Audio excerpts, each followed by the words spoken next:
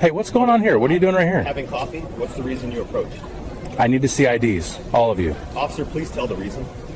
Just cooperate. If you got nothing to hide, this is quick. If you can't state a reason, you can't demand identification. Dad? What happens when a patrol officer walks up to a family at a cafe table, can't name a crime, and still demands IDs anyway? Here's the part people don't expect. The cameras don't just catch a bad vibe moment. They catch an unlawful stop getting built on the spot. Quick thing, where are you watching from? Country, state, city, drop it in the comments. And if you want more stories where people keep their rights and keep receipts, hit like and subscribe. Now back to it. This started in the middle of a normal afternoon. Deputy U.S. Marshal Marcus Reed sat outside with his wife, Danielle, and their teenage son, Jordan. Upscale plaza, outdoor cafe tables, shoppers walking by with bags, a few strollers parked near the seating, people minding their business. Marcus's family was doing the same, waiting on drinks, talking quietly, nothing loud, nothing suspicious, no one complaining. Then one patrol officer decided they didn't belong. The officer walked up with that posture that's not friendly and not curious. More like he already made a decision and just needed the scene to match it. He started asking questions that didn't have a point. What are you doing here? Where are you headed? Are you from around here? Stuff like that. Not a single clear reason. No mention of a call, no report, no, we're looking for someone. Just pressure. Marcus didn't argue. He didn't get heated. He didn't do a speech. He did what trained people do when they hear nonsense dressed up as authority. He narrowed it down. He asked what the officer was investigating. He asked what legal reason existed for the questions. He asked whether his family was being detained or if they were free to go. That's when the officer's tone changed. Some officers answer and move on. This one took the questions as disrespect. Not because Marcus raised his voice, because Marcus didn't submit to a vague stop. The officer switched from vague to controlling. He started giving directions, trying to move the family away from the table, trying to turn a cafe seat into a little scene he could manage. Then he went where he wanted to go from the start. He pushed for ID. Marcus didn't refuse like a guy trying to be difficult. He stayed calm and practical. He kept his hands visible. He stayed seated. He didn't crowd the officer. He kept repeating the same point. If there's no crime being investigated, there's no reason to demand IDs. The officer tried the classic guilt move, the if you've got nothing to hide energy. He acted like compliance was a favor Marcus owed him. Marcus didn't give him that, because Marcus knew how reports get written when there's no video. A vague approach becomes reasonable suspicion. A calm question becomes aggressive behavior. A family sitting still becomes refusing lawful commands. Marcus wasn't going to hand him material. So Marcus started recording, quietly, not performative. Phone held steady. Enough to catch the officer's face, his distance, his tone. Danielle started recording too from her side of the table. 2 angles, 2 audio tracks. That mattered. The officer noticed, and once he saw the phones, he got worse. He tried to control the story in real time. He started talking like he was narrating for supervisors later. He leaned into words like non-compliance without ever naming a lawful order. He edged closer, trying to make the family uncomfortable enough to move. That's the game. Make it awkward. Make it stressful. Make a normal person give up just to end it. But Marcus didn't move. He kept it simple. He kept it on record. He didn't insult the officer. He didn't threaten. He didn't show him a badge. He didn't need to. He just kept forcing the same question. What exactly is the reason for this stop? Jordan sat there watching all of it. That detail matters. A teenager doesn't hear policy. He hears tone. He watches who gets treated like a problem and who gets treated like a customer. Jordan's face tightened. Danielle noticed and kept him steady, a small hand on his arm. Quiet reassurance, no drama. People around them started to notice, too. At first, it was the usual quick glances, then eyes down. Nobody wants to be involved. Then they saw the basics of it: a family sitting still, an officer hovering, no clear reason, phones recording. A stroller mom stopped walking and held her phone up, recording from a distance. A guy in business clothes slowed down and watched. A cafe worker looked out toward the tables, then disappeared inside like they were about to check the cameras. The officer saw the crowd shift. That's when he tried harder to regain control. He repeated the ID demand again. He tried to turn Marcus's calm questions into the problem. He tried to make the situation about attitude instead of legality. And this is where Marcus stayed disciplined. He didn't give the officer an excuse. No sudden movements, no yelling, no stepping into the officer's space. He kept his voice level and his words short. He kept asking if they were free to stay or free to leave. The officer still wouldn't answer cleanly. That's not an accident. If the officer says, "You're free to go," the stop ends.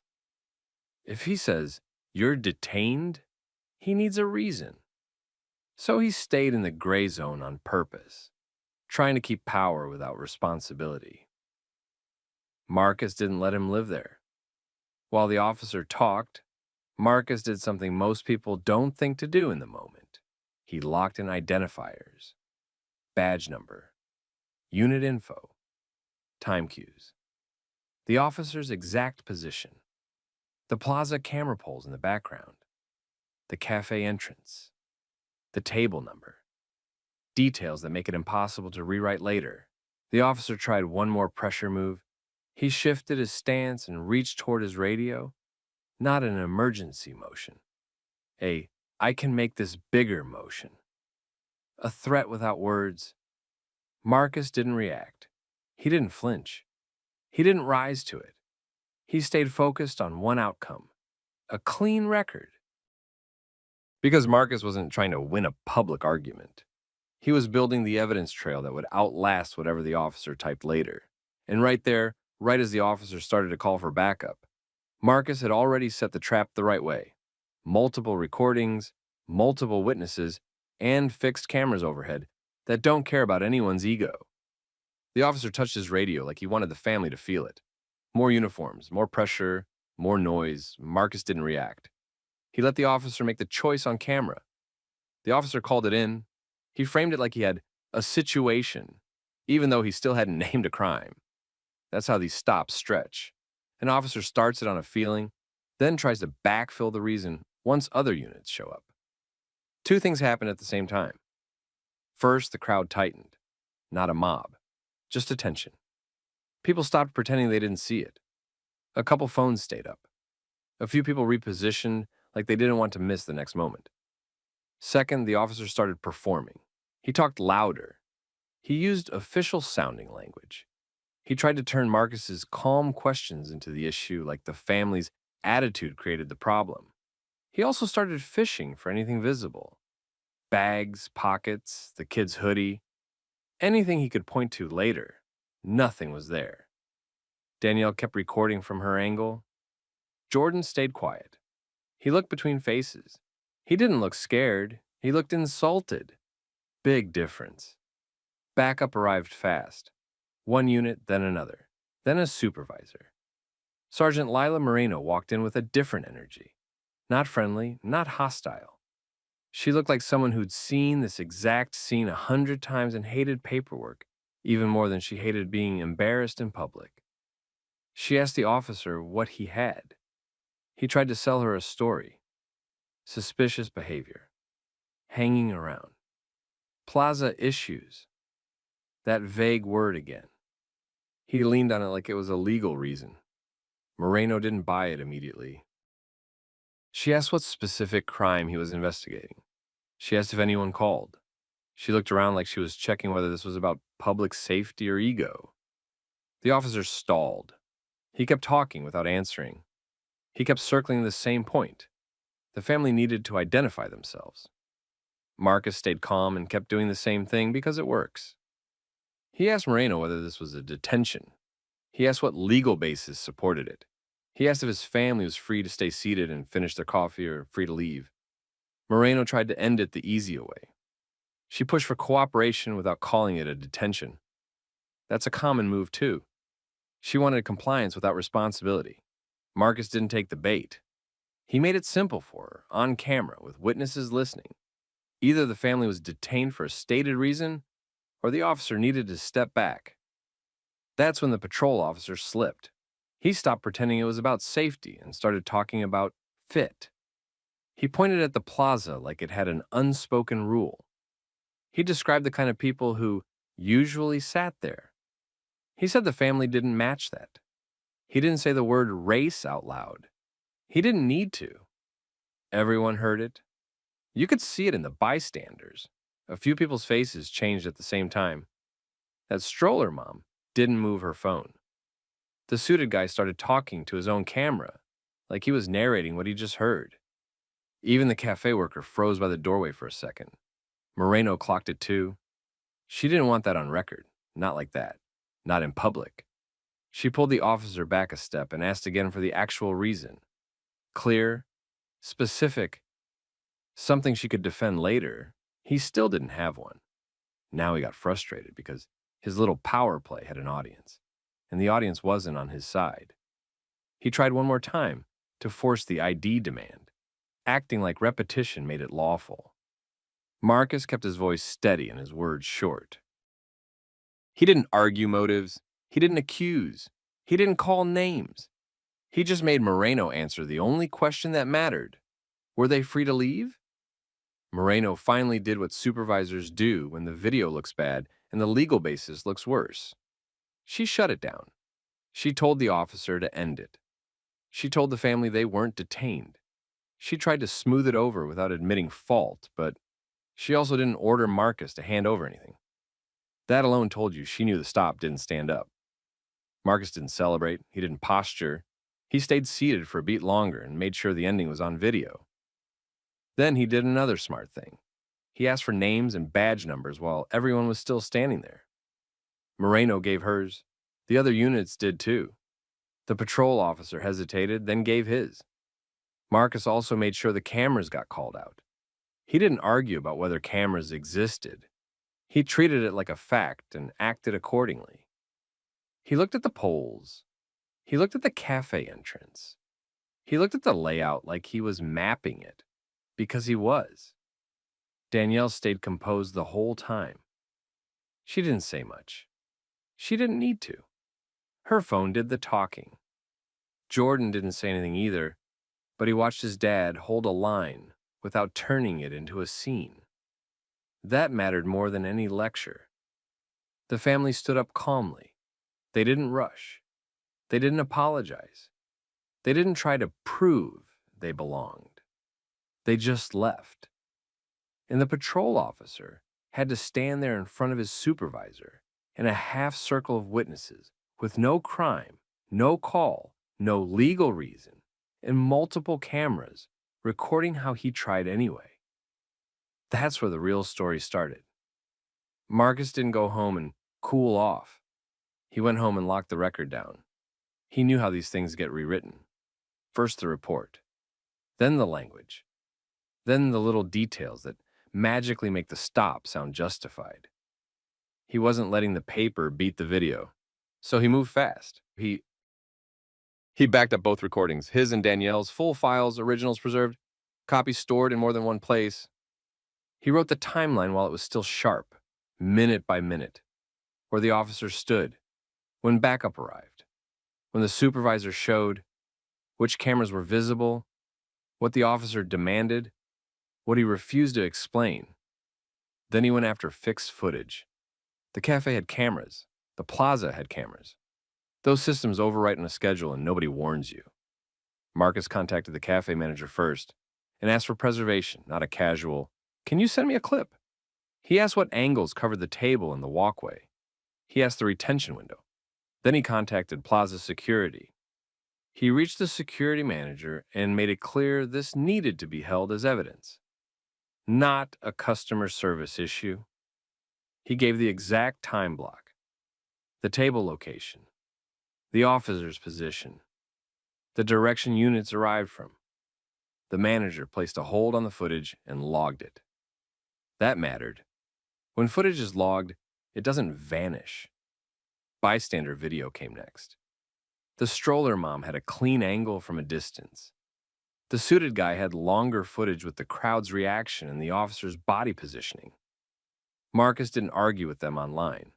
He didn't make it a comment section war. He reached out privately, asked for the raw files, and got them transferred without compression. Now he had multiple sources that didn't depend on him. 2 family recordings, 2 bystander recordings, cafe camera export, pending plaza, security export, pending. That's when he filed the complaint, not a rant, not a speech. A structured statement with names, badge numbers, unit identifiers, and the core facts. An officer approached a family in a public place, couldn't name a crime, demanded IDs anyway, treated basic clarifying questions as attitude, escalated after noticing recording, and tried to keep the encounter in a gray zone where the family wasn't detained, but also wasn't free. He also requested the stuff departments hate being forced to produce. Dispatch logs for that time window, any call for service tied to that plaza body camera video from involved units, CAD notes, supervisor notes, unit arrival times. If the officer later claimed there was a complaint, those logs would either support him or expose him. No wiggle room. Internal Affairs responded fast, not because they suddenly grew a conscience, because this one had risk all over it. Multiple recordings, a crowded upscale plaza, a teenager present, witnesses with no connection to the family. And Marcus wasn't some random guy they could dismiss. He came with a clean packet and a professional chain of custody mindset. The department issued an evidence preservation order. That locked down Bodycam, dispatch, radio traffic, and internal notes. No accidental deletion, no camera error, no convenient gaps. They pulled the officer off patrol pending review. Days later, the fixed footage landed, and it hit different than phone video. Phone footage catches sound and emotion. Fixed cameras catch distance, timing, and movement. They show who closed space, who hovered, who tried to reposition people. They show how long an officer stayed without naming a reason. They show whether anyone acted suspicious before the officer arrived. This footage showed a family sitting still, waiting on drinks, calm. It showed the officer initiate the contact. It showed him remain there while refusing to anchor the stop to any specific investigation. It showed him getting sharper the moment recording started. It showed the crowd noticing. It showed the supervisor coming in and trying to end it without owning it. That's where the officer's story started collapsing, because his report tried to frame it like he responded to concerns. The dispatch logs didn't back that up. No call tied to the family. No complaint describing them. No matching report from a business. Nothing. Internal Affairs didn't stop at the one incident. They pulled his stop history in that district. Same plaza, same shopping corridor, same vague issues language, same pattern of ID demands during consensual contacts that somehow turned into detentions when people asked questions. And the older complaints that went nowhere suddenly looked different when placed next to video that matched the same behavior. Now, the department had 2 problems. 1, this incident was bad on its own. 2, the pattern suggested it wasn't a one-time mistake. That's when consequences stopped being theoretical. The officer went from temporary reassignment to administrative leave. Then the department hit him with a sustained finding for an unlawful detention attempt and conduct unbecoming. They didn't have to debate motives. They didn't have to argue about vibes. The footage and logs did the job. Discipline followed. Real discipline. He lost street duty. He lost overtime, privileges tied to patrol. He took a long suspension without pay. The department also put a formal note in his file that triggered progressive discipline if he repeated anything similar. That part mattered more than people realize. It boxed him in. He appealed. Of course he did. His union tried the usual angles: officer safety, totality of circumstances, public order. They tried to turn the family's calm refusal into the justification. They tried to call questions non-compliance. But video doesn't care about buzzwords. The appeal didn't erase the findings. It reduced nothing meaningful. The discipline stayed. Then the city moved into damage control mode. A civilian oversight office requested the full file. The department had to provide it. The footage was too clean to bury and too public to gamble with. The city attorney's office got involved early because they saw the lawsuit coming from a mile away. Marcus didn't chase a payday. He chased accountability. He still protected his family's interests, though. He filed the claim, documented the harm, and kept it professional. The city settled rather than drag it into a public trial with multiple videos and no dispatch call. No victory parade. Just a check, signed agreement, and policy changes that would have never happened without pressure. The department updated procedure for consensual contacts in business districts. They tightened language around ID demands.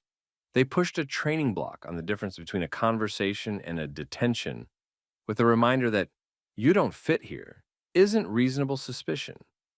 Supervisors got directed to intervene faster when an officer can't articulate a crime.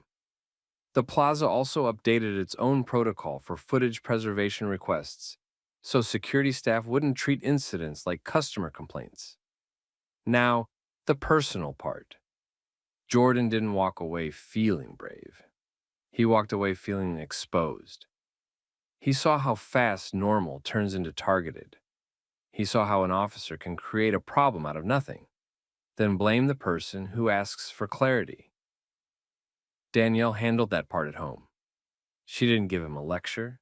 She gave him facts. She explained why they stayed calm, why they recorded, why his dad didn't escalate, why they didn't prove they belonged. Marcus kept it simple, too. He didn't tell Jordan to be fearless. He told him to be prepared, to stay controlled, to document, to know the difference between cooperation and surrender. Months later, the plaza looked the same. The stores still sold the same expensive stuff. People still walked with bags and lattes like nothing happened. That's how these places work. They absorb a scandal and keep moving. But the family didn't forget, because that day taught one clear lesson. Rights don't protect you if you let someone talk you out of them. Calm questions matter. Recording matters. Third-party footage matters. And when the facts are locked down, the usual excuses don't survive. So here's the question for you. If you were sitting there with your family and an officer tried to turn a public table into a checkpoint, would you know how to keep it clean and safe without giving up your rights? Drop your thoughts in the comments. If you've seen something like this, say it. Somebody reading needs to know they're not imagining it. And if you want more stories like this, realistic, modern, and built around receipts and accountability, like the video, subscribe and stay here. Stand up, man. You're under arrest. Why? What happened? You're being detained. Stand up. Detained for what? What's the reason you're saying detained? I told you. Stand up. Right? If someone called, say what they said. If there's a complaint, tell me what it is. Man, you're making this hard. Show me your ID. No. I'm asking for a supervisor. What happens when a patrol officer tries to detain a calm black man in Bryant Park, demands ID, orders him to stand, and still won't say what call he's on or what crime he suspects? The answer isn't what you'd expect, because the cameras didn't just record a bad stop. They recorded a detention with no reason on the record. Quick check-in. Where are you watching from? Drop your city or state in the comments. And if you're here for stories where power gets challenged with facts and receipts, hit like and subscribe. It helps this channel push back on the nonsense. Now here's what happened. It was lunch hour at Bryant Park. Crowded, loud, benches full. People eating, working, passing through. Nothing about the scene looked urgent. Anthony Gaines sat on a bench like anyone else. Calm, hands visible. No argument with anyone. No disturbance, just sitting. Officer Kyle Mercer walked up and went straight to control mode. No greeting, no explanation. He ordered Gaines to stand. Then he demanded ID. Then he said Gaines was being detained. Gaines didn't stand. He stayed seated, hands still visible, voice steady. He didn't give Mercer a reason to claim fear or suspicious movement. He kept it simple and procedural. He asked what the legal basis was for the detention. Mercer didn't answer that. He repeated the commands. That's when it got obvious to everyone around them. Mercer wanted compliance first. The reason could be invented later, or never said at all. Gaines asked again, still calm. What crime was being investigated? What specific facts created reasonable suspicion? Was he free to leave or not? Mercer kept dodging. No mention of a dispatch call, no mention of a complaint, no mention of a description, no explanation. Just the detention label and louder orders. People started paying attention. At first, bystanders did the usual. Quick glance. Back to their food. Nobody wants a front row seat to police drama, but Mercer's approach didn't match the situation. It was aggressive without context. It looked like a stop that ran on attitude, not facts. One person pulled out a phone, then another, then a third. You could see the moment the crowd decided this needed witnesses. Mercer noticed the phones. His body language tightened. He leaned harder into authority. He repeated the stand order like it was the whole point of the interaction. Gaines still didn't move. He kept his tone flat and professional. He asked Mercer to state the reason out loud. On camera, he asked for Mercer's name and badge number. He asked for a supervisor. This mattered a lot, because when someone stays calm and asks basic legal questions, the officer has two options: give a reason, or escalate without one. And with phones up, escalation gets expensive. Mercer chose the third option people hate most. He kept pushing, but he kept refusing to say why. He tried to frame Gaines as the problem, like the refusal to stand was the issue, not the missing justification. He acted like obedience was the law itself. Gaines didn't take the bait. He didn't argue about feelings.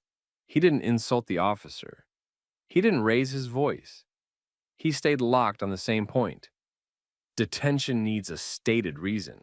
The crowd got closer, not crowding Mercer, just making sure the cameras had clean angles, faces, badge, distance, Gaines' hands, the whole scene. Mercer's control plan started collapsing in real time. He couldn't claim Gaines was threatening. Gaines never stood up, never reached into pockets, never moved his hands out of view. He couldn't claim chaos because Gaines wasn't creating any. The only tension came from Mercer's own pressure. So Mercer pushed again, harder, same demands, same refusal to explain. Gaines asked for the supervisor again. Mercer hesitated. You could feel it. That split second where he realized he'd built the stop on nothing, and now he had witnesses. Then Gaines made the reveal. He identified himself as Anthony Gaines, the chief of police. That hit Mercer like a wall. He didn't recognize him. Mercer was new. Gaines wasn't in uniform. He looked like a regular guy on a bench. That's the point. The stop wasn't based on who Gaines was. It was based on what Mercer assumed he was. Mercer's tone changed immediately. His posture changed. The sharpness disappeared. The detention language evaporated. Now he wanted to de-escalate. Now he wanted to end it clean. Now he wanted it to be a misunderstanding. And he ended the detention fast. No citation, no charge, no paperwork on the spot. No, here's the report number. Nothing. Just a quick exit. That was the loudest part of the whole encounter. Because if Mercer had a real reason, he would have said it. If Mercer had a real call, it would have been easy to name. If Mercer had reasonable suspicion, he could have explained it in 10 seconds and kept doing his job. Instead, the stop ended the moment the person on the bench became someone Mercer couldn't afford to bully. Gaines didn't grandstand. He didn't posture for the crowd. He kept it professional. He made it clear the issue wasn't ego. The issue was procedure. You can't detain people and refuse to say why, especially when you're being recorded. Bystanders kept filming after Mercer backed off. Smart. They captured the flip. the before and after. The part where the officer acted one way toward a black man on a bench, then switched up the second authority walked into the picture. And that clean timeline, plus Bodycam, set up what came next. Because the department couldn't ignore the basic question anymore. What triggered that stop? The video hit the internet the same day. Not because it was loud, because it was clean. A calm black man sat still with visible hands. A patrol officer walked up and jumped straight to commands. The officer said detention. The man asked for a legal basis. The officer never gave one. Phones came out. The officer got tighter. Then the man revealed he was the police chief. The officer ended it immediately. No ticket, no charge, no paperwork. That last part mattered more than people realized at first. No paperwork meant no official footprint. No footprint meant nobody could audit it later. That's how these encounters stay invisible. Except this time, the phones and the body cam made their own paperwork. By the next morning, the department couldn't pretend it was just a weird moment in a park. The city manager's office had calls. The Civilian Oversight Board had emails. Local reporters requested records. People wanted two simple things: the dispatch trigger and the stop report. The first review happened fast. It always does when the person involved sits at the top of the chain. Chief Gaines didn't run it like revenge. He ran it like a test. He ordered a standard internal review like any complaint would trigger. Body cam, CAD logs, radio traffic, supervisor notifications, paper trail, everything. And right away, something didn't line up. Investigators pulled Mercer's body cam footage and synced it with the time of day. Then they pulled the computer-aided dispatch logs for that area during that window. They also checked radio traffic and any unit-to-unit messages. No call matched, no complaint matched, no dispatch assignment matched. That didn't automatically mean Mercer had no reason. Officers can do proactive policing. They can do welfare checks. They can respond to something flagged by another unit. They can observe a specific violation. But if that's the case, they usually say it because they need it on the record. Mercer didn't. So the team went to the second thing: documentation. If Mercer truly detained Gaines, that wasn't a casual conversation. Detention triggers reporting requirements in most departments. Stop forms, field interview cards, at minimum a log entry, something that shows who got stopped and why. They searched the system. Nothing. No stop report under Gaines's name. No field interview entry. No memo. No supervisor note. No entry that even suggested Mercer had made contact and declared detention. That was the moment the review stopped being about one bad interaction and started being about process abuse. Because here's the trick with these stops. An officer can create a detention in real life, then delete it afterward by simply not documenting it. The person lived it, and the public saw it, but the department's databases act like it never happened. That's why this one blew up. It was a detention that tried to leave no trace, except the trace was already on the internet. The oversight team widened the scope. They didn't start with bias as a conclusion. They started with a question: was Mercer skipping stop documentation as a habit? So they pulled Mercer's activity history, not just arrests, not just tickets. They looked at body cam activation patterns, GPS pings, and the gaps between calls. They found a repeating shape. Mercer had lots of short contacts that didn't turn into citations, arrests, or reports. That's not automatically wrong. Most police contacts don't end in enforcement, but the pattern got weird when they paired it with body cam. They saw Mercer initiating contact, giving commands, pushing for ID, sometimes using detention language, then ending the interaction with nothing written down. Then they noticed another thing. The stops ended faster when a bystander filmed, or when the person being stopped knew how to ask the right questions without getting emotional. That wasn't proof by itself, but it was a flag, a big one. So investigators sampled more footage. Different days, different neighborhoods. Similar approach. They also compared the demographics from the few contacts that did get documented versus the contacts that didn't. The department had enough data to see the imbalance, even with missing reports. The imbalance pointed in one direction. More black people showed up in the undocumented contact footage than in Mercer's official stop data. That meant the reporting system wasn't just incomplete, it was misleading. The oversight team brought supervisors into the room next. They asked basic questions. Who trained Mercer? Who signed off on his field activity? Who reviewed his body cam? Who was checking for stop reports? Who was auditing detain and release encounters? Supervisors gave the usual answers. They said they trusted officers to use discretion. They said they couldn't watch every minute of footage. They said paperwork focused on arrests and citations. That explanation didn't hold up once the team laid the timeline out. Mercer declared detention in public with no stated basis, then produced no documentation. That wasn't a paperwork issue. That was a legal exposure issue. Detentions require a reason. If he couldn't name it, he shouldn't have done it. If he did it, he had to document it. The department placed Mercer on administrative leave while the investigation continued. That step wasn't optional. The case had body cam.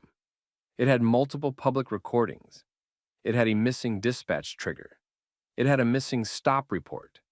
It had a pattern forming behind it. Then the older complaints started coming back. Once people saw Mercer's name in the news coverage, past complainants recognized it. Some had stopped filing because nothing happened the first time. Others had never filed because they assumed it would be pointless. Now they had a reason to try again. The oversight unit reopened files that had been closed as unfounded or inconclusive. They pulled footage tied to dates people had listed. They checked whether stop reports existed. They checked if the reasons on paper matched what Mercer said on camera.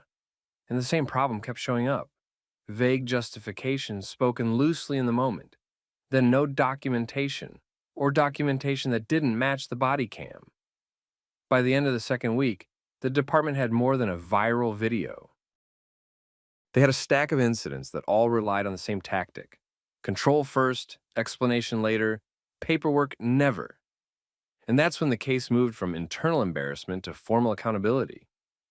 Once the oversight team had the Bryant Park footage synced with body cam and dispatch logs, they stopped treating it like a PR issue. They treated it like a compliance failure with a human face. They built the timeline the boring way, minute by minute. They matched Mercer's body cam timestamps to the CAD system. They checked radio traffic. They pulled supervisor logs. They looked for any trigger that could justify Mercer walking up and declaring detention. They found none. No dispatch call. No be on the lookout.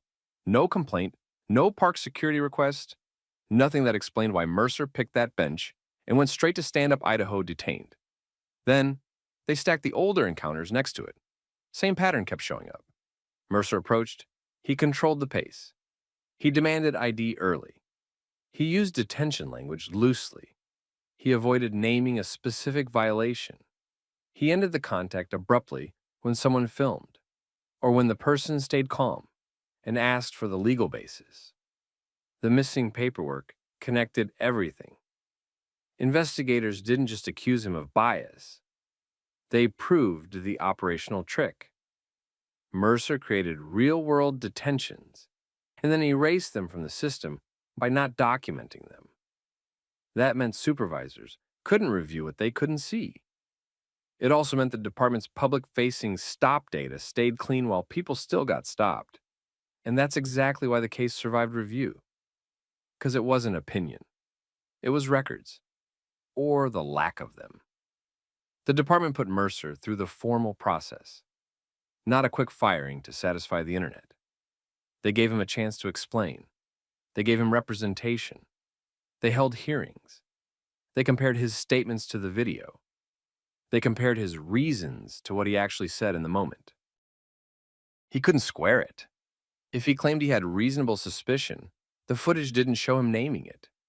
If he claimed he acted on a call, the dispatch system didn't back him up.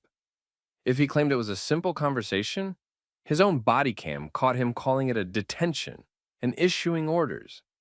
That's the corner he backed himself into. Cameras don't care about excuses made later. The reopened complaints made it worse. People came forward with dates, locations, and the same story structure. Mercer rolled up, got demanding fast, then left without writing anything down. Some complainants had names of witnesses. Some had partial recordings. Some had nothing except a memory and a time window. Oversight used that to pull body cam segments and GPS pings. They didn't need every complainant to have video. They just needed enough examples to show it wasn't an accident. They got enough. The department kept Mercer on leave while they finished the review. Then, they terminated him after the evidence held up through the final decision process. That outcome didn't happen because the man on the bench turned out to be the chief. It happened because Mercer created a clean record of himself, doing the thing he wasn't supposed to do, and he did it in the worst possible place, in public, in daylight, during lunch hour, with 10 phones pointed at him. Chief Gaines handled the aftermath carefully. He didn't act like the hero. He didn't tour the news stations. He didn't turn it into a victory lap. He treated it like what it was, proof that the department had a blind spot, big enough for one officer to hide a pattern inside it. So they tightened the system. They changed the detention documentation rules, so officers couldn't play games with language. If an officer restricted someone's movement, even briefly, it triggered a required entry. No entry meant a problem. They added supervisory checks. If an officer initiated multiple stops with no documentation, supervisors had to review body cam and explain why the stop reports were missing. They built audits into the workflow, not random once a year, regular, predictable. Enough that officers knew the department would actually look. They clarified the standard for asking for ID. Not every contact justified it. They trained officers to state the reason early and clearly, not after the fact. They reinforced body cam expectations. If an officer started a contact and the camera wasn't running, that became its own issue. No more selective recording, and they made sure the oversight unit got automatic access to certain triggers. Repeated short stops with no paperwork. Repeated contacts ending right after bystanders started filming. Those patterns went to review without needing a viral video to force it. That's the part people don't talk about enough. Terminating one officer doesn't fix the system. Closing the loophole does. A few months later, Bryant Park stayed Bryant Park. Busy lunches, people on benches, tourists with maps, normal life. But inside the department, that one bench stop changed how detentions got tracked. It forced the agency to admit something uncomfortable.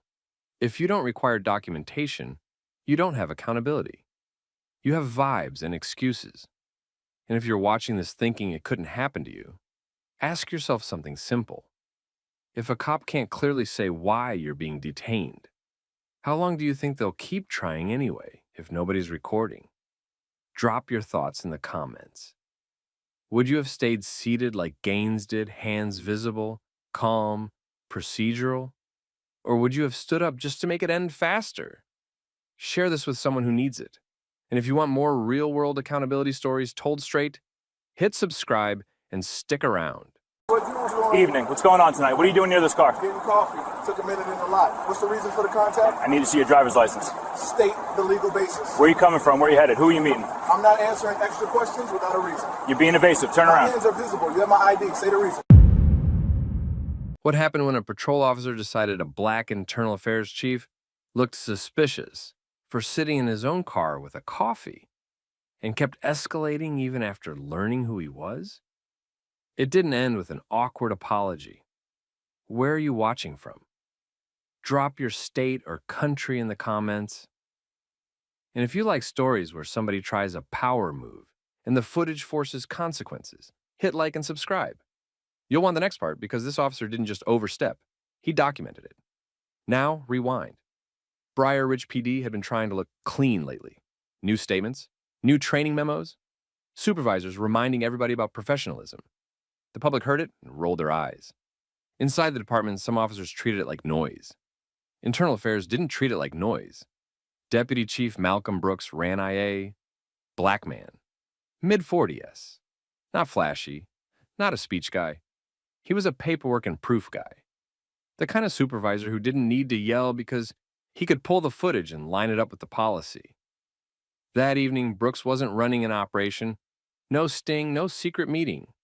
He was off duty in the practical way high-ranking cops are off duty, meaning his phone still buzzed and his mind didn't fully shut off.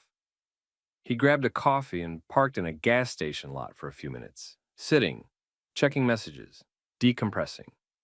Officer Nolan Kincaid saw the car and decided it didn't belong. Kincaid had a reputation on patrol, loud confidence, quick to treat questions like disrespect, the type who believed control came from pressure. He also had a history of complaints that never landed hard enough to stick, the kind of paper trail that always had "not sustained" stamped on it somewhere. That's why this night mattered. Not because it was dramatic, because it was normal. And normal is where people show who they are. Kincaid pulled in behind Brooks's sedan and hit him with the spotlight.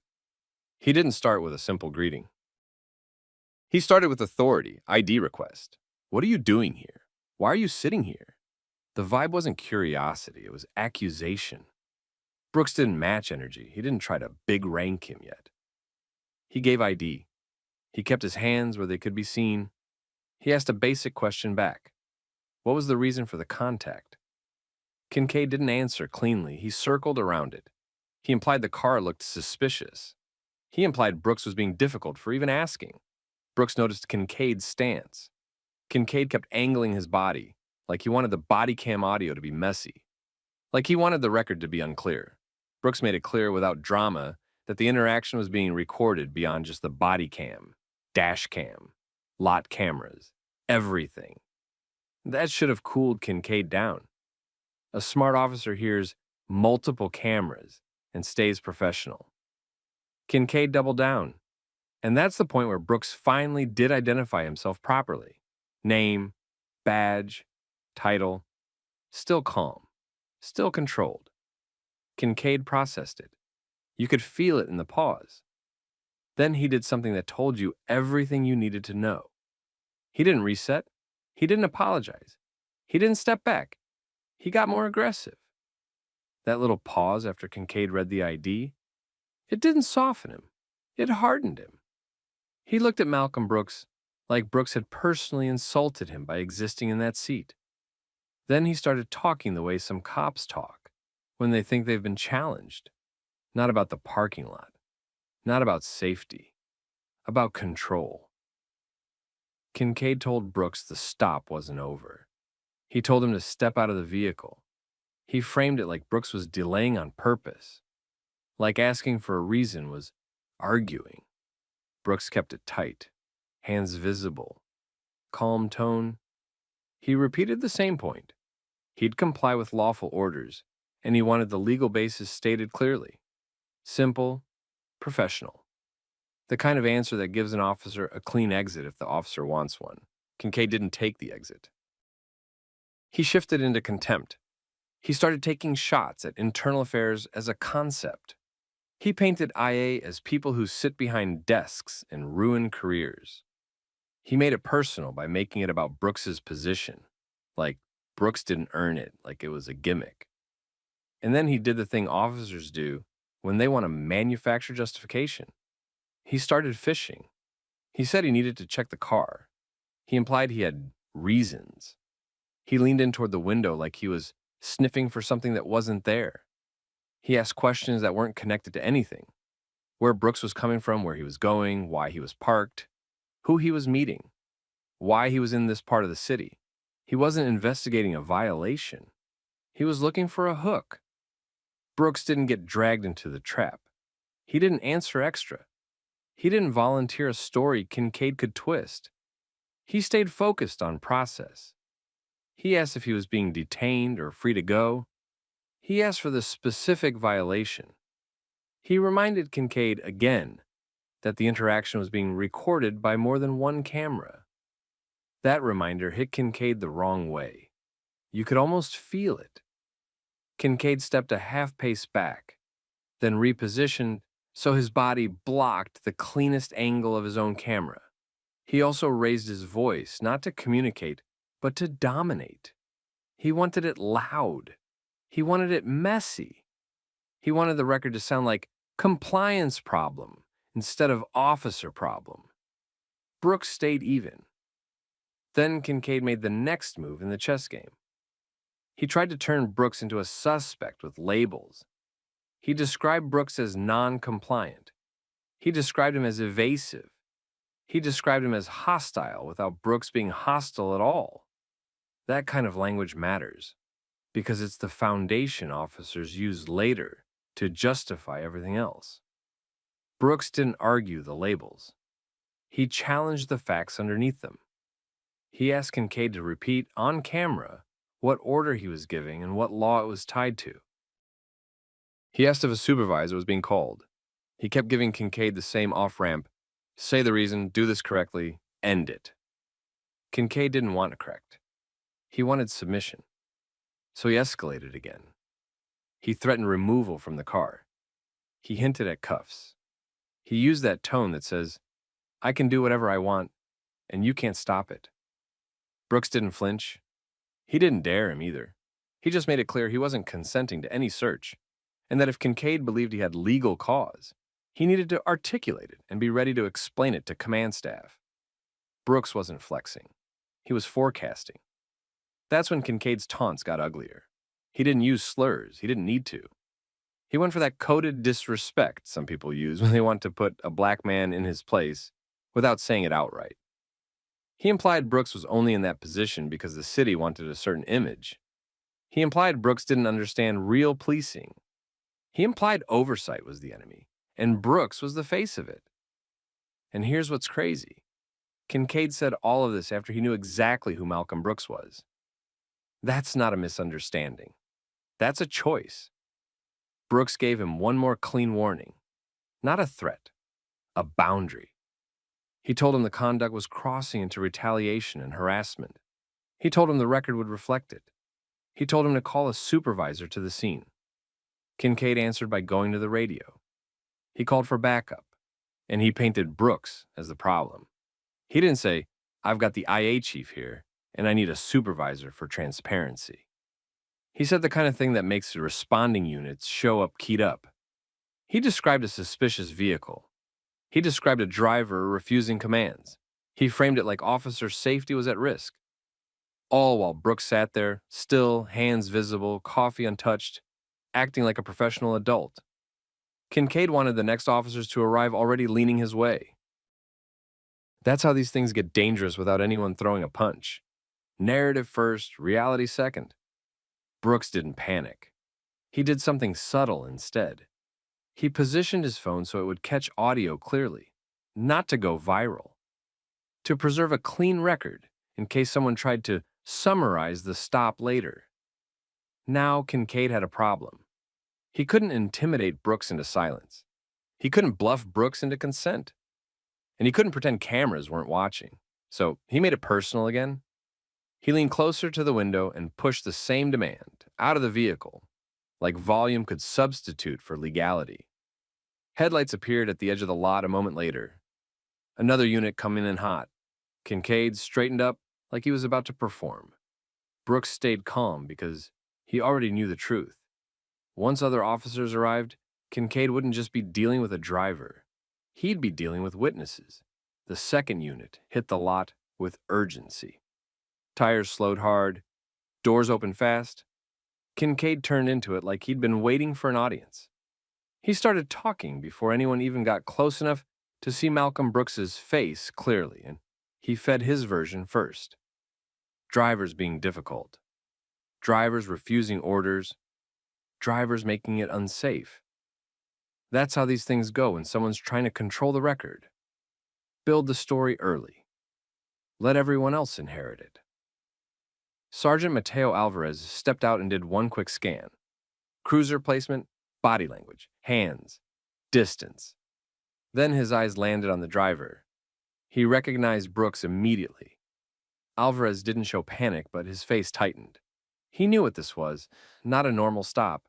Not a misunderstanding. A career event. Officer Tessa Reed, the rookie, hovered behind Alvarez and followed his gaze. She recognized Brooks from department briefings and staff emails. Her posture changed on the spot, like her brain was trying to reconcile what she was seeing with what she'd been taught. Kincaid kept going anyway. He didn't reset his tone, he didn't back off. He acted like the badge on his chest gave him permission to ignore rank, process, and basic sense. He told Alvarez, loud, that Brooks was refusing to exit the vehicle and that he needed compliance. Alvarez didn't mirror the energy. He did the supervisor thing. He asked for the reason for the stop and the justification for the escalation. Clean questions, the kind that forces an officer to either articulate facts or admit he's running on ego. Kincaid didn't have facts. He had attitude. He tried to turn it into a department culture argument. He started complaining about oversight, about how IA always second-guessed patrol, about how certain people in leadership didn't respect street cops. He said it like it excused what he was doing in that moment. That was the slip. Because once he admitted his real focus wasn't the parking lot, it wasn't suspicious behavior, it wasn't safety, it was resentment toward internal affairs. The stop stopped being a stop. It became retaliation on camera. Brooks didn't raise his voice. He didn't even look impressed. He stayed steady and did something most people don't do under pressure. He kept it procedural. He told Alvarez he wanted the stop documented exactly as it was happening, with no side explanations and no private, let me tell you what really happened huddles. He also made it clear he wasn't consenting to any search, and that Kincaid still hadn't stated a lawful reason for the orders he'd been giving. Reed looked between them like she was watching a rulebook get tested in real time. Kincaid didn't like Brooks directing anything. You could see it hit his pride. He tried to reclaim control by stepping closer to the driver's window again. Alvarez cut that off. He ordered Kincaid to step back and give space. Not a suggestion. A supervisor order.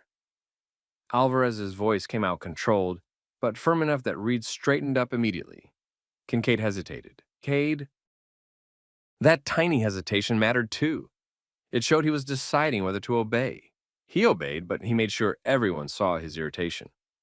He kept talking, still trying to label Brooks as difficult, still trying to preserve his story. He wanted Alvarez to buy it. He wanted Reed to absorb it. He wanted the department's default loyalty to carry him over the gap, where his justification should have been. Alvarez didn't buy it. He asked again for the specific reason for the contact. Specific. Not vibes, not looked suspicious. A real reason. Kincaid tried to dodge again, and it landed flat, because now there were 3 cameras minimum on the scene. His own body cam, his dash cam, the store's lot cameras. Maybe Brooks' phone too. Alvarez knew that.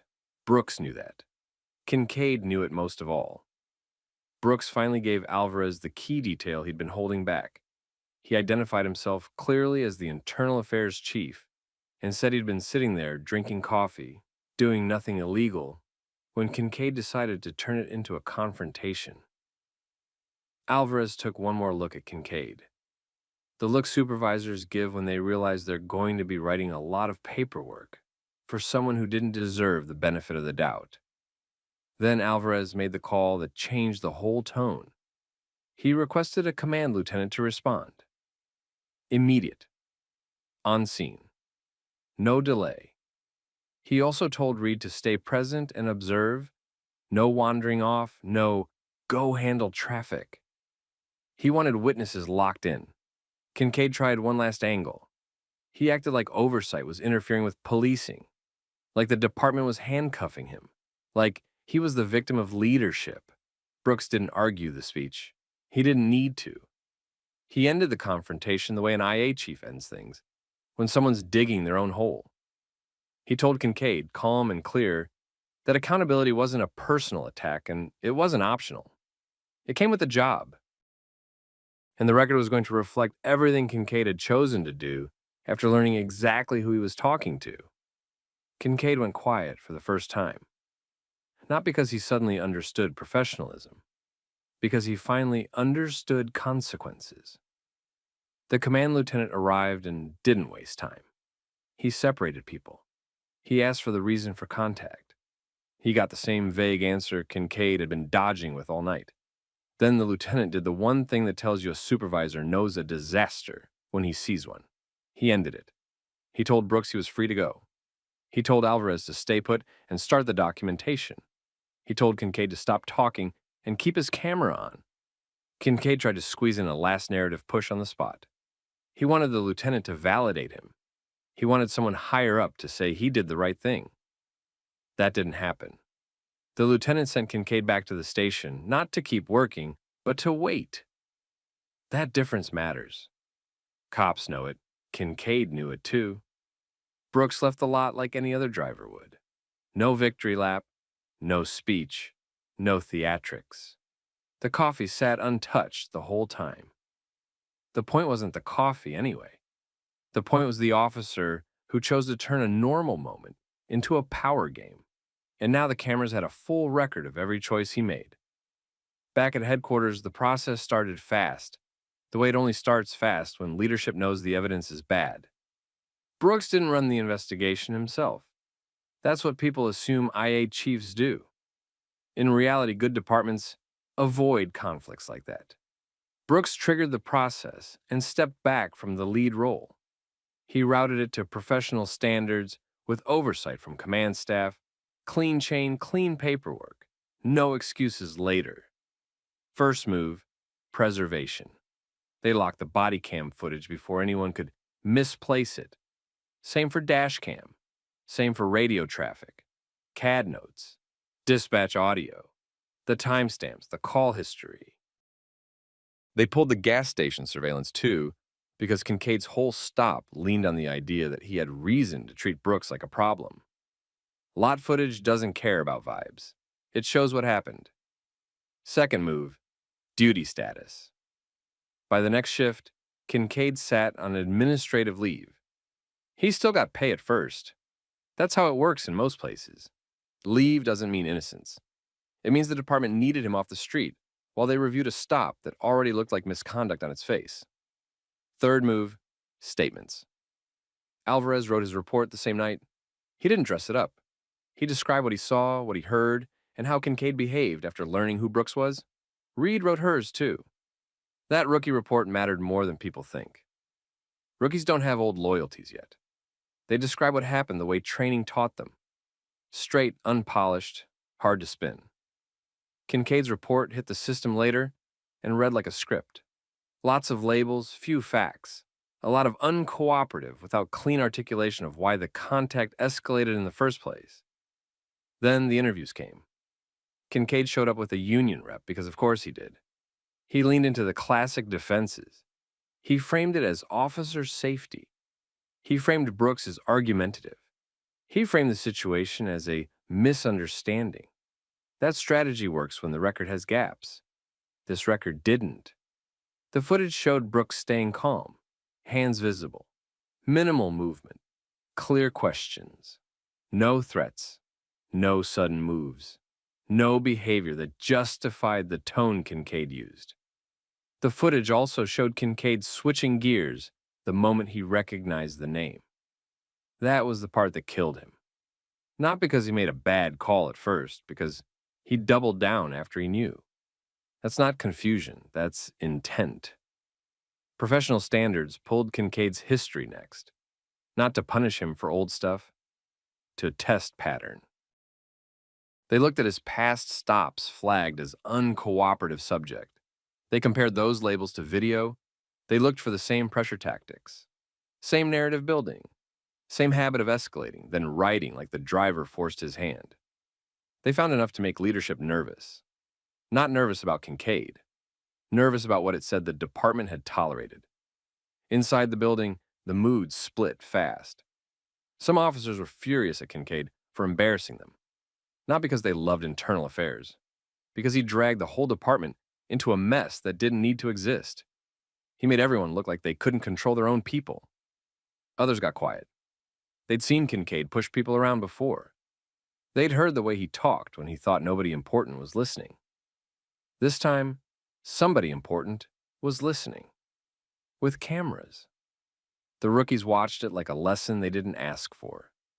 Reed especially. She saw how fast an officer could turn authority into bullying and still believe he was the victim. That sticks with you. Then it hit outside the building. The footage didn't stay internal. It never does anymore.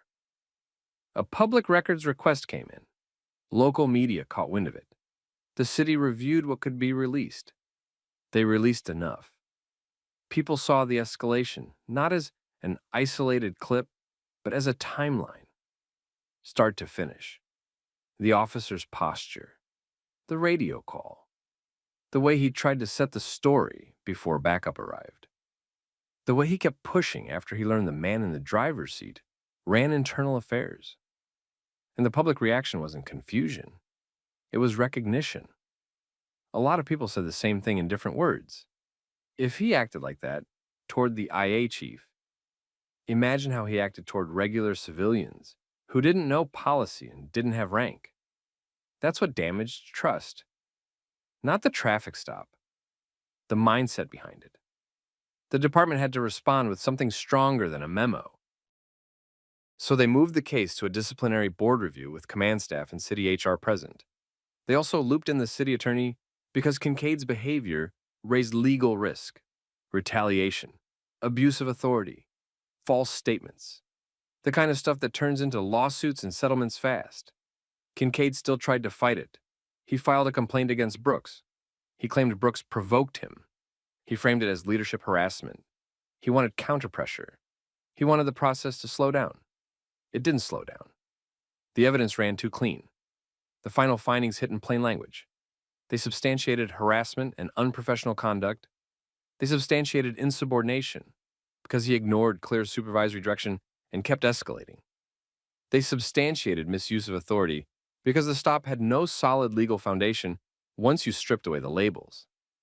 They nailed him on report credibility too because his written narrative didn't match the video record. That's where departments usually stop. Suspension, demotion, quiet transfer. This time they didn't. They terminated him. He walked out without his badge. No second chance. No resignation in good standing. The department also forwarded the case to the state certification board. That step matters. It's what blocks the usual move where a fired cop just hops to the next town and gets rehired. Kincaid didn't just lose his job. He lost his path. After that, Briar Ridge had to do something internal that actually changed behavior, not just optics. They wrote new policy language targeting retaliatory contacts. They tightened rules around suspicious vehicle encounters, requiring clear articulation tied to observable facts. They added supervisor response requirements when a stop involved department personnel or when an officer claimed uncooperative without a clear lawful basis. They expanded Bodycam audits, so complaint categories triggered automatic review, not random spot checks. They also did something quietly powerful. They trained supervisors to step in early, the way Alvarez did, and they backed them up for it. No punishing a sergeant for correcting a problem officer. No leaving supervisors hanging while the union screams. Brooks kept doing his job. People expected him to gloat. He didn't. He treated it like any other case. Facts, record, outcome. That pissed off the thin blue ego crowd more than any speech would have. Because calm accountability is hard to argue with, and Reed, she went back to patrol with a different kind of confidence. Not the loud kind. The kind that comes from seeing the system work when it chooses to. Here's the lesson, and you've probably already got it. Power doesn't expose itself when everything's easy. It exposes itself when someone hears no and decides to punish the person who said it. Kincaid tried to punish a man for asking for lawful reasons. He kept going after he knew that man ran internal affairs. Cameras didn't create the misconduct. They just removed the escape hatch. Now I'm curious, what would you have done if you were Alvarez walking into that lot? Would you have checked your officer right there? Or would you have tried to smooth it over and handle it later? Drop it in the comments. And if you want more true-to-life stories where accountability actually lands and the footage forces consequences like the video. Share it with somebody who needs it and subscribe so you don't miss the next one. All right, gentlemen, what's going on? I need to see your IDs. What's the call for? We got a call about two guys hanging around out here. That's why I'm talking to you. Okay. What is suspicious about just standing in the parking lot? Stop with the legal talk. Do you have ID or not? Yes, but there's no legal reason I'm providing it. What happens when two undercover detectives stage in a shopping plaza parking lot for an active operation and uniformed patrol shows up, demanding IDs like they've caught suspects in the act? The answer isn't what most people think. Because the cameras didn't just capture a tense stop. They captured officers trying to build a detention out of nothing. And they did it in public. Quick check-in. Where are you watching from today? Country, state, whatever. Drop it in the comments. And if you watch stories where power gets challenged with facts, hit like and subscribe because this one shows how fast a simple call turns into real damage. Now rewind. It was mid-morning at a busy shopping plaza. Not rush hour, not dead either. People drifted in and out, coffee cups, grocery bags, a delivery truck backing up and beeping like it owned the place. And in the middle of that normal noise, two undercover detectives used the parking lot as a staging point. Jordan Price and Cameron Reed weren't shopping. They weren't loitering for fun. They were working. They stayed on foot, not sitting in a car, because the sightlines mattered. Entrances mattered. Timing mattered. They needed angles. They needed to watch who came out of which doorway and how long someone lingered before moving. Their team had a synchronized approach plan, not sloppy, not rushed, tight. But to anyone who didn't know what they were doing, it looked like two men staying in the same area longer than most shoppers would, and that's all it took. A plaza employee noticed them and decided it felt wrong. Not illegal, not threatening, just wrong. The employee didn't walk over and ask if they needed help, didn't check if they worked there, didn't get a manager, just called police with a vague report that two men had been hanging around the lot too long. That kind of call shouldn't be a big deal, not by itself. It's a check-in call at most. But Officer Dylan Mercer didn't treat it that way. He arrived like he expected a crime in progress. He brought his partner, Officer Paige Nolan, and both of them moved with that stiff posture cops get when they've already decided what they're looking at. They locked eyes on Jordan and Cameron fast. No greeting, no calm questions, no basic explanation. They went straight to control. Mercer demanded identification right away and acted like refusal meant guilt. Nolan backed him up and held position like they were containing a threat. Jordan and Cameron didn't get loud. They didn't get disrespectful. They stayed calm and did what trained people do when the situation starts sliding into nonsense. They asked for specifics. They asked what crime the officers believed had happened. They asked what facts created suspicion. They asked the one question that forces clarity. Were they detained or free to go? Mercer didn't answer cleanly. He just kept pushing the ID demand and tightening the situation. Nolan followed his lead, repeating the same command, same tone, same pressure. And right there, you could see the whole problem. A vague call comes in. No allegation of theft, no weapon, no trespass notice, no threats, no report of an assault. Nothing. Just a feeling that two men stayed too long. That's not a lawful detention by itself. That's not reasonable suspicion. That's not even close. But Mercer acted like it was enough. He kept them in the open, in the middle of the lot, not off to the side, not a quick conversation. He held the line and made it a scene. Minutes started stacking up, and every minute mattered. Jordan and Cameron's operation depended on the plaza staying boring. The target needed to keep thinking everything was normal. No uniforms, no flashing lights, no cluster of people watching, no tension in the air. But now the environment changed. Shoppers noticed two officers posted up on two men. People slowed down, heads turned. Phones came out. That's how it always goes. Someone sees the posture, the stance, the tone, and they know it's not just a friendly chat. So they film. Not because they're activists, because they don't trust what happens when nobody records it. Jordan and Cameron stayed controlled anyway. They didn't try to walk off and create an excuse for escalation. They didn't argue in circles. They kept pressing the same clean questions over and over because those questions expose whether the stop has any real foundation. Mercer still refused to give a clear legal reason. He kept treating the demand for ID like it was the reason. And that's backwards. A demand isn't justification. A badge isn't a blank check. Cameron scanned the plaza the way he couldn't help doing. He tracked entrances with his eyes. He watched movement patterns. He could feel the operation slipping. Jordan stayed focused on the officers. He watched Mercer's face every time he asked for the facts. He watched Nolan mirror Mercer's posture like she was afraid to break rank, even if the stop didn't make sense. And the pressure tactics kept coming. Mercer used the voice cops use when they want compliance without explanation. Nolan reinforced it. They tried to box Jordan and Cameron into a choice: comply now or get treated like criminals. But Jordan and Cameron didn't give them the reaction they wanted. No sudden movements, no insults, no ego battle. Just calm. Just questions. Just boundaries. And that made Mercer worse. Because some officers hate one thing more than refusal. They hate calm refusal. That's when bystanders got closer, not too close. Close enough to capture audio. Close enough to catch the body language. Close enough that Mercer couldn't pretend this was private. Across the lot, the actual target's pattern shifted. Nothing dramatic, just enough. A pause, a glance, a change in route. Small changes, big meaning. Jordan's team wasn't ready yet. The timing broke, the window narrowed, and Mercer still couldn't say what law had been violated. He kept holding them anyway.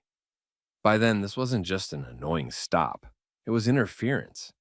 It was a public detention built on a vague call and a power trip, happening in the exact place Jordan and Cameron needed to stay invisible. Mercer kept the stop going even after it was obvious Jordan and Cameron weren't doing anything criminal. He still demanded identification and still wouldn't give a clear reason for holding them. Nolan stayed with him and backed every step, like she didn't want to be the one who questioned it. The longer it dragged, the more visible it got. People started filming because it looked like a detention, not a quick check. One of the clearest angles came from a man named Marcus, who sat in a wheelchair near the coffee spot. He didn't crowd anybody. He just held his phone steady and recorded the whole thing from a safe distance, including Mercer's tone and the way the officers kept Jordan and Cameron in place without explaining the legal basis. That's what killed the operation. It wasn't just embarrassment. It was the disruption. Uniforms in the open, voices raised, bystanders stopping to watch. The target noticed the shift in the parking lot and adjusted. Nothing dramatic, no running. Just a change in movement that told Jordan and Cameron the window was closing. Cameron tried to keep eyes on the entrances without looking obvious. Jordan stayed focused on the officers because Mercer kept pressing like he wanted a reaction he could use. Jordan and Cameron didn't give him one. They stayed controlled and kept asking the same practical questions. What specific facts led to this? What crime was suspected? And whether they were being detained or free to leave? Mercer avoided answering straight. He treated the ID demand like it was the reason, not the result. Then Eric Dalton arrived. Dalton was plainclothes, but he carried himself like supervision. He didn't come in smiling, he didn't chat. He went straight to Mercer and made him explain out loud why he was detaining two men over a vague call from a plaza employee. Mercer tried to justify it with general language about suspicious behavior and safety. Dalton didn't accept that. He pushed for actual observations that matched a lawful standard. What did they do? What did they touch? Who did they approach? What threat did anyone report? What crime did Mercer think was happening? Mercer couldn't answer with anything solid. And when Dalton forced him to stop circling, Mercer finally said the quiet part in a way the cameras could catch. The main issue was that Jordan and Cameron had been in the lot for too long. That was the turning point. Because once that became the stated basis, the detention fell apart. Staying in a parking lot isn't a crime. Standing around longer than a shopper isn't a crime. And without specific facts tied to an actual offense, the stop had no legs. Dalton made Mercer end it immediately. Nolan backed off once Dalton stepped in. Mercer's posture changed fast because now he had oversight standing right there and multiple cameras pointed at him. Jordan didn't gloat. He didn't argue for the sake of it. He said one clean thing that landed because it was true. Next time, bring facts, not a feeling. But the mission still didn't recover. By the time Jordan and Cameron got clear, the target had already changed course and disappeared into the flow of the plaza. Their team couldn't complete the approach because the environment was blown. The opportunity closed while Mercer was busy trying to turn a vague call into a detention. And that's what made this bigger than a bad stop. Plaza security cameras had the wide view. Bodycams had the officer perspective. Marcus's video had the clearest outside angle of the detention and the pressure. 3 sources, same story. Officers held 2 calm men, demanded ID repeatedly, and couldn't articulate a real legal basis until supervision arrived. That footage didn't just look bad. It created a record that people couldn't ignore. Jordan and Cameron didn't get to reset the mission after the detention ended. That chance didn't exist.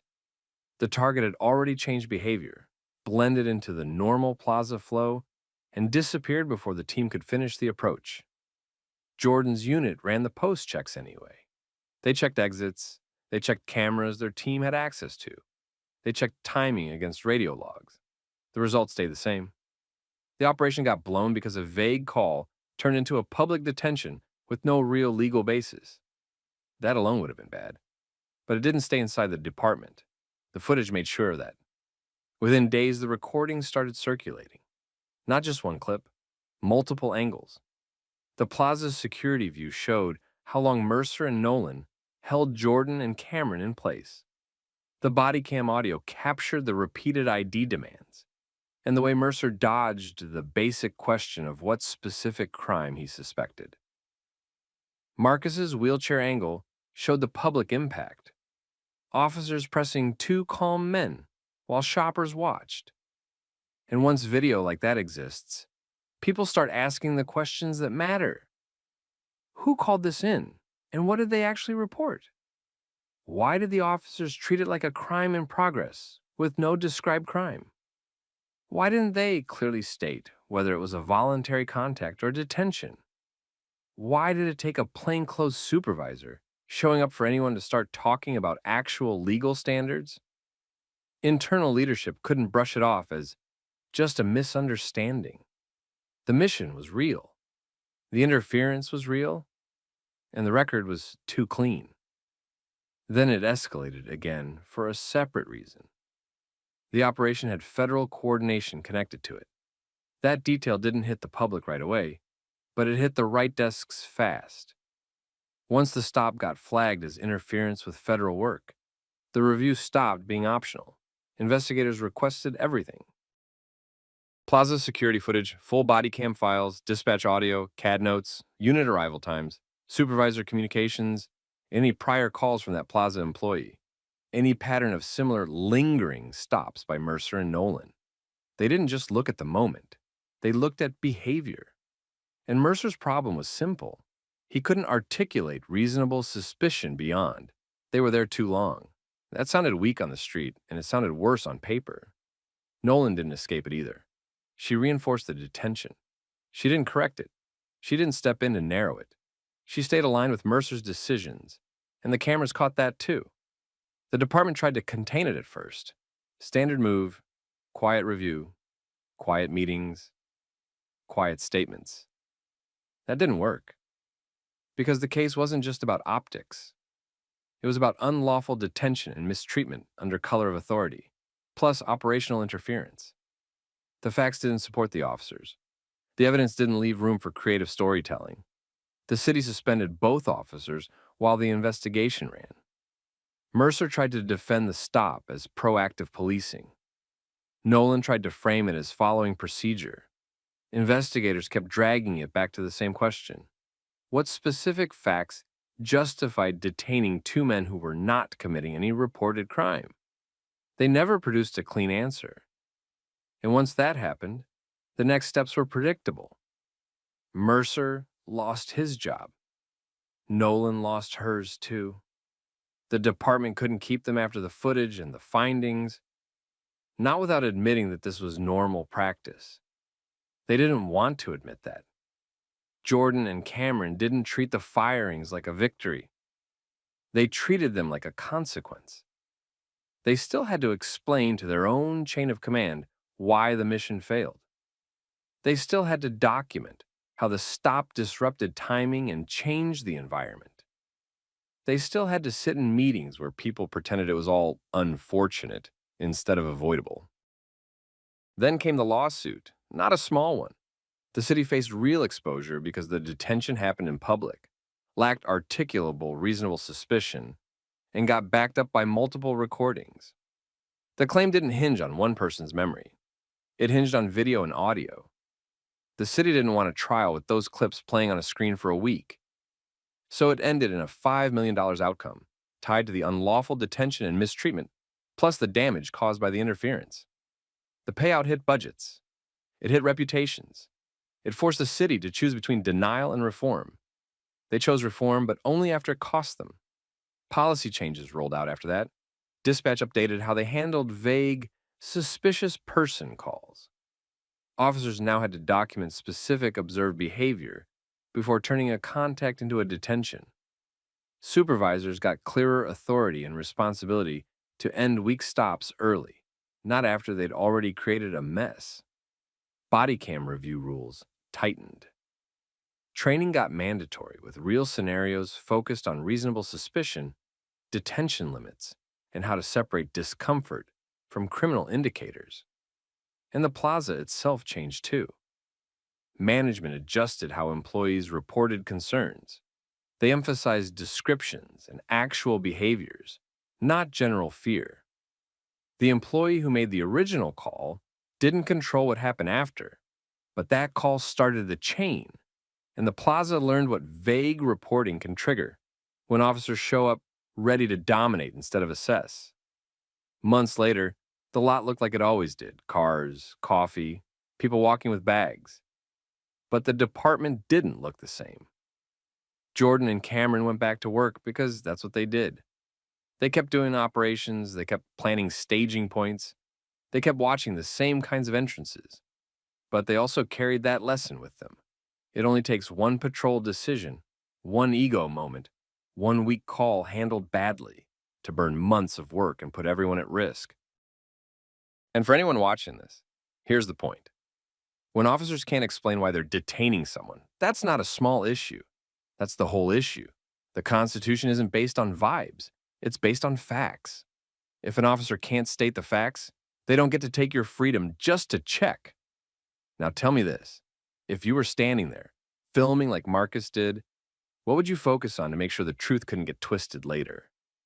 And if you've ever been stopped on a vague excuse, did the officer actually explain the reason? Or did they just repeat commands until you gave up?